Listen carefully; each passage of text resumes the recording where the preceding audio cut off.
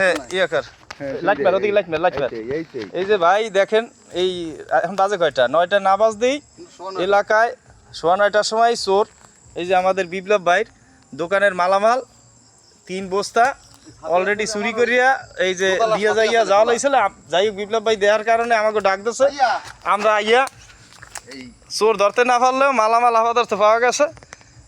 ইনশাল্লাহ। এই যে এই যে শপিং ব্যাগে গুরুত্বপূর্ণ সব এক্সপোর্ট মালামাল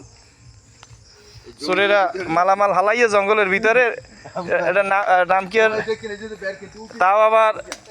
এদিকে লাইটে দার সবুর তাও আবার আমাদের ছোট ভাই সেনাবাহিনীর অফিসার